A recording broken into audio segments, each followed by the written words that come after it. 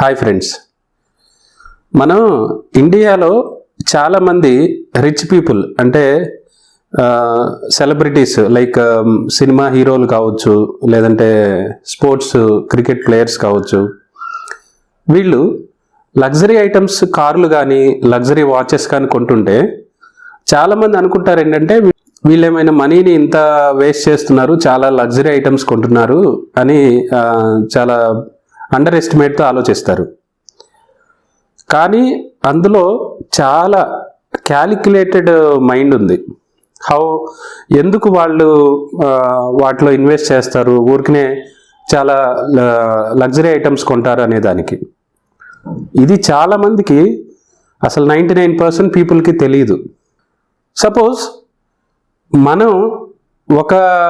దగ్గర ఒక 10 lakhs ఉన్నాయంటే మనం ఏం చేస్తాం, వీలైతే బ్యాంకులో ఎఫ్డి చేస్తాం, లేదంటే ఏదైనా స్టాక్ మార్కెట్లో ఇన్వెస్ట్ చేస్తాం. అదే వాళ్ళైతే ఏం చేస్తారో తెలుసా, ఏ రోలెక్స్ వాచ్ కొంటారు. 2018లో ఇవే 10 lakhsని మనం ఎఫ్డి చేస్తే మనకి ఇప్పటికి 2025కి జస్ట్ 16 lakhs ఇంప్రూవ్ అవుతుంది. ఒకవేళ మ్యూచువల్ ఫండ్లో ఇన్వెస్ట్ చేసామనుకోండి 21 lakhs ఇంప్రూవ్ అవుతుంది. అదే 2018లో కొన్న రోలెక్స్ లగ్జరీ వాచ్ ఇప్పుడు వాల్యూ ఎంతో తెలుసా, 35.8 lakhs.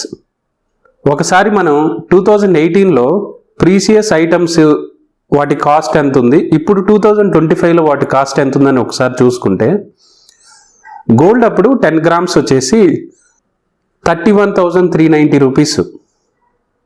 ఇప్పుడు 2025లో 80,200. సో గ్రోత్ ఎంత, 155%. ఎవ్రీ ఇయర్ క్యాగర్ చూసుకుంటే 14%. అలాగే 2018 సెన్సెక్స్ మనకి 36,000 ఉంది. 2025లో అది ఇప్పుడు ఆఫ్టర్ మార్కెట్ ఫాల్ 76,230. ఎంత ఇంప్రూవ్ అయింది, 111%. క్యాగర్ చూసుకుంటే 11.3%.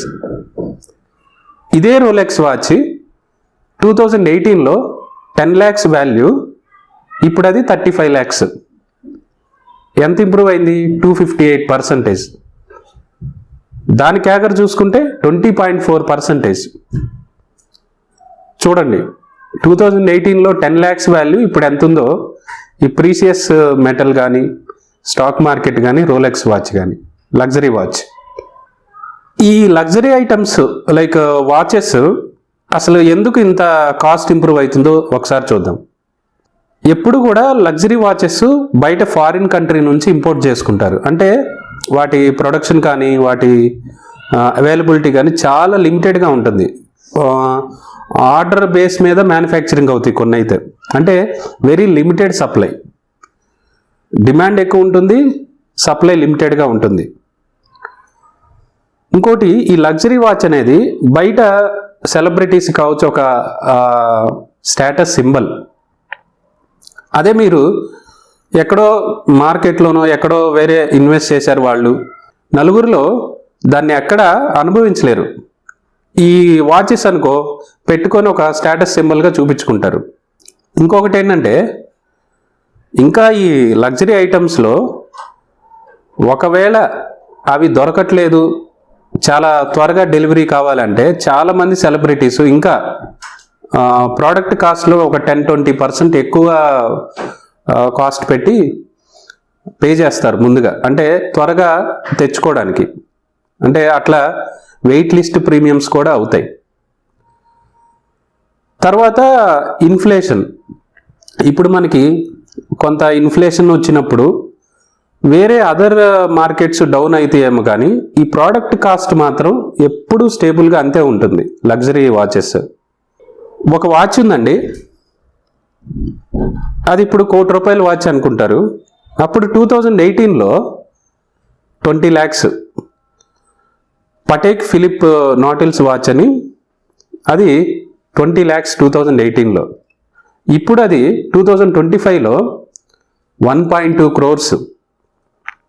అంటే 7 yearsలో 6 times ఇంప్రూవ్ అయింది.